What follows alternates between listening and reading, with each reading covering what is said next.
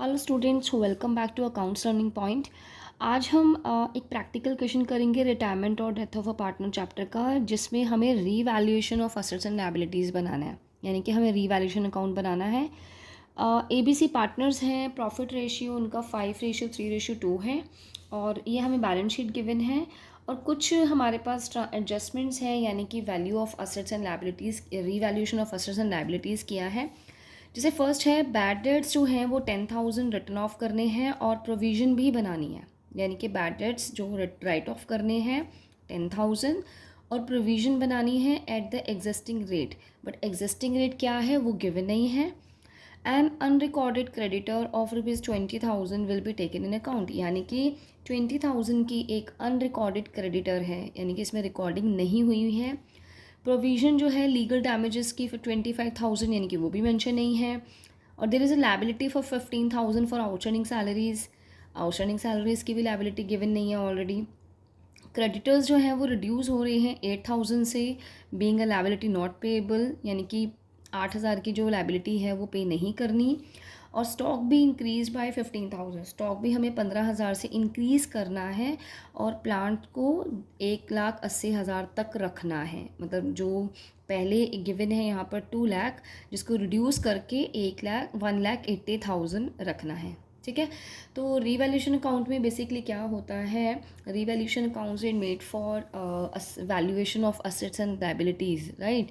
तो increase it is based on a nominal account rule, and according to nominal account, debit all losses and expenses and credit all incomes and gains, right.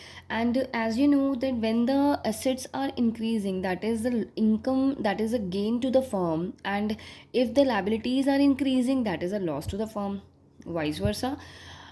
अगर increase होगा asset के अंदर तो that is credit side हमें रखना है, और decrease होगा असेट में क्योंकि वो लॉस है तो वो डेबिट साइड रखना है। ऐसे ही हमें लायबिलिटीज़ में अगर इंक्रीज़ हो जाता है तो वो हमारे लिए एक नुकसान वाली बात है जो हमें डेबिट साइड में रखना है। और अगर लायबिलिटीज़ में डिक्रीज़ हो जाता है तो वो हमें क्रेडिट साइड में रखना है। ठीक है।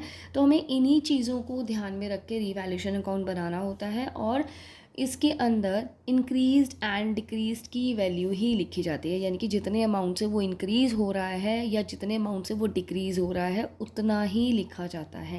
यानी कि full value of asset and liability नहीं लिखा जाता, राइट। तो ये यहाँ पे हमने रिवैल्यूएशन अकाउंट का फॉर्मेट बना लिया है। डेबिट में जब लायबिलिटी इंक्रीज़ होगी या असेट कम होगी तो हम यहाँ पर इसे डेबिट साइड में लिखेंगे। जैसे पहले था कि बैड डेट्स जो है वो 10,000 है, ठीक है, जो हमें राइट ऑफ करने हैं। और प्रोविज़न जो हमने बनानी है वो एग्जिस्टिंग रेट पर बनानी। एग्जिस्टिंग रेट क्या है वो गिवन नहीं है।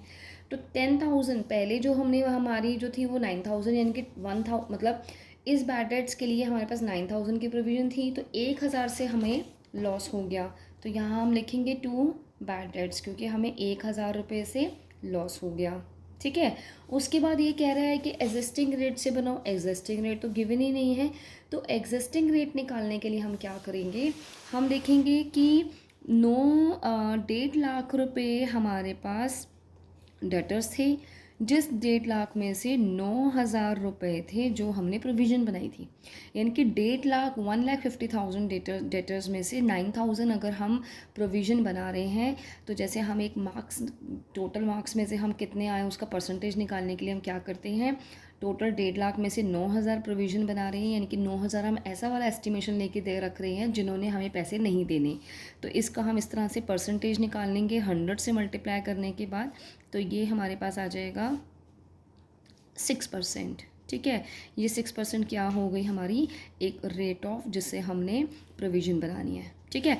अब 1,50,000 तो हमारे डेटर्स थे, जिसमें से अगर 10,000 हम माइनस कर देते हैं तो 1,40,000 के ऊपर अब 6% अगर हम न्यू प्रोविज़न बनाएंगे तो वो हमारी हो जाएगी 8,400। ठीक है। ये हमारे कौन सी हो जाएगी, न्यू प्रोविज़न।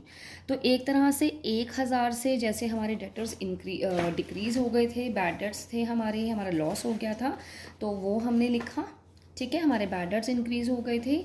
और एक हम लिखेंगे यहाँ पर टू प्रोविज़न, जो हमने प्रोविज़न बनाई है, न्यू बनाई है, to provision for doubtful debt. तो ये हमारे लिए भी एक तरह से लॉस है, तो इसलिए हम इसको रीवैल्यूएशन अकाउंट के डेबिट साइड में लिखेंगे। नेक्स्ट है हमारे पास कि एक अनरिकॉर्डेड क्रेडिटर था जिसका रिकॉर्ड नहीं किया हुआ था, उसको अब हमने लेना है, तो हमारी लायबिलिटी इंक्रीज़ हो रही है, तो मैं डेबिट साइड में लिखूँगी टू क्रेडिटर, जो मेरा आ जाएगा 20,000। हमारे पास नेक्स्ट है कि 25,000 रुपये के लीगल डैमेजेस हैं जिसकी प्रोविज़न बनानी है। तो कोई भी प्रोविज़न अगर हम बना रहे हैं लीगल डैमेजेस की, तो वो भी हमारी लायबिलिटी को इंक्रीज़ कर रहा है, तो वो भी डेबिट साइड में आएगा, क्योंकि एक तरह से लॉस हो रहा है ना। तो ये जो हम प्रोविज़न बना रहे हैं लीगल डैमेजेस की, ये हमारी एक लायबिलिटी है जो 25,000 रुपये से इंक्रीज़ हो रही है। उसके बाद है 15,000 रुपये की आउटस्टैंडिंग सैलरीज। आउटस्टैंडिंग सैलरीज भी लायबिलिटी है, यहाँ तो आउटस्टैंडिंग सैलरी गिवन नहीं थी, अब है, तो ये हमारा लॉस हो रहा है, तो हम यहाँ लिखेंगे डेबिट साइड में टू आउटस्टैंडिंग सैलरीज। अब आप देखेंगे इसमें हमारे पास 15,000 रुपये हैं, ठीक है। फिर उसके बाद है सन्ड्री क्रेडिटर्स हैं। सन्ड्री क्रेडिटर्स हमें दिए हुए हैं 1,20,000। ये जो सन्ड्री क्रेडिटर्स दिए हुए हैं, ये 8,000 रुपये से रिड्यूस करने हैं, यानी कि कम करने हैं। तो रिड्यूस करना यानी कि एक तरह से फ़ायदा है, क्योंकि हमें पहले जो 1,20,000 देने थे उसमें से हमें 8,000 कम देने पड़ रहे हैं, लायबिलिटी कम हो रही है, तो हम लिखेंगे by side, bye sundry creditors 8,000 रुपये, क्योंकि 8,000 रुपये से कम हो रही हैं, ठीक है ना। इंक्रीज़ और डिक्रीज़ वैल्यू लिखा जाता है। अब यहाँ पर है स्टॉक जो है वो इंक्रीज़ कर रहे हैं, स्टॉक हमारी एसेट है, पहले स्टॉक हमारे पास 1,45,000 है, ये कह रहे हैं 15,000 से और बढ़ा दो। तो 15,000 से अगर हम स्टॉक बढ़ा रहे हैं तो ये हमारी एसेट है, एसेट का बढ़ना एक तरह से फ़ायदा है, गेन है, तो हम इसको रीवैल्यूएशन अकाउंट के क्रेडिट साइड में लिखेंगे और 15,000 रुपये से लिखेंगे, ठीक है। उसके बाद है प्लांट जो है वो रिड्यूस करना है 1,80,000 तक। सी प्लांट यहाँ पर 2 लाख है, अब उसकी वैल्यू कितनी रखनी है हमने अपने उसमें 1,80,000, इसका मतलब ये 20,000 से डिक्रीज़ हुआ, तो ये कहाँ आएगा डेबिट साइड में। हम यहाँ लिखेंगे टू प्लांट, जो हमारा आ जाएगा 20,000, ठीक है। तो देखने से पता चल रहा है ना डेबिट साइड का टोटल ज़्यादा है, तो इसका हम टोटल करेंगे, ये हमारे पास आ जाएगा। तो इसका जो मेरा टोटल आ रहा है वो है 89,400 डेबिट साइड का, और इसका हम बैलेंसिंग फ़िगर निकालेंगे। Balancing figure will be our loss, by loss जो है हमारा 66,400 आ जाएगा, और ये लॉस जो है वो ट्रांसफ़र हो जाएगा पार्टनर्स के कैपिटल अकाउंट में, एज कैपिटल अकाउंट, ठीक है। B's cap loss transfer to लिखेंगे हम, transfer to A's capital account, B's capital account और सीज कैपिटल अकाउंट, उनके ओल्ड रेशियो में। तो 5:3:2 है, तो 66,000 को 5/10 से करेंगे तो ऑब्वियसली हाफ हो गया, तो 33,200, ठीक है। उसके बाद इसका 3/10 करेंगे, तो इसको ओल्ड रेशियो में बांटा है, तो बी का आ रहा है 19,920 और सी का आ रहा है 13,280, ठीक है। वैसे हमें इस क्वेश्चन में हमें जर्नल एंट्रीज़ करने के लिए बोला है, तो जर्नल एंट्रीज़ कैसे करेंगे, जैसे हम देख रहे हैं कि रीवैल्यूएशन अकाउंट में जो भी हमारी एंट्रीज़ डेबिट साइड में हैं उसके हम एक जर्नल एंट्री करेंगे डेबिट साइड की, एक जर्नल एंट्री करेंगे क्रेडिट साइड की, और एक जर्नल एंट्री हो जाएगी लॉस को बांटने की, ठीक है। कैसे करेंगे, जैसे रीवैल्यूएशन अकाउंट डेबिट है, तो हम यहाँ पे क्या लिखेंगे, रीवैल्यूएशन अकाउंट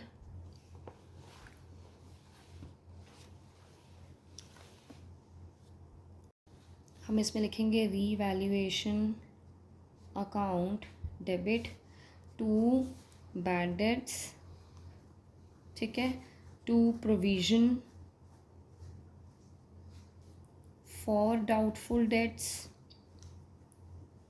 ठीक है, टू क्रेडिटर्स, फिर उसके बाद to provision for legal damages,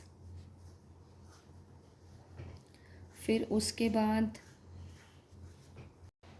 to outstanding salaries,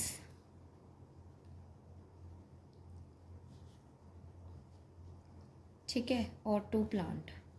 तो जितना जितना अमाउंट हमने यहाँ लिखा, प्लांट का था 20,000, आउटस्टैंडिंग सैलरीज का था 15,000, इसका 25,000, इसका 20,000, और 20,000 फॉर 20, 15, 25, 20 यहाँ आ जाएगा 8,400 और यहाँ आ जाएगा 1,000, यानी कि इस सब का जो टोटल हमने यहाँ किया था वो 89,400 आ जाएगा। ये हमारी एक जनरल एंट्री हो जाएगी। एक जनरल एंट्री हो जाएगी क्रेडिटर्स डेबिट, ठीक है, और उसके बाद स्टॉक डेबिट और उसके बाद टू रीवैल्यूएशन अकाउंट, ठीक है। तो जो हमारा आ जाएगा 8,000 रुपये क्रेडिटर्स के हैं और 15,000 रुपये इसके हैं, तो यहाँ आ जाएगा 23,000, ठीक है। एक बार हम जनरल एंट्री कर देंगे, revaluation account debit to, sorry loss है, A is capital account debit, B is capital account debit, C is capital account debit, तीनों को डेबिट करेंगे और टू रीवैल्यूएशन और ये अमाउंट आ जाएगा, ठीक है। तो आई होप आपको वीडियो अच्छी लगी होगी। वीडियो को लाइक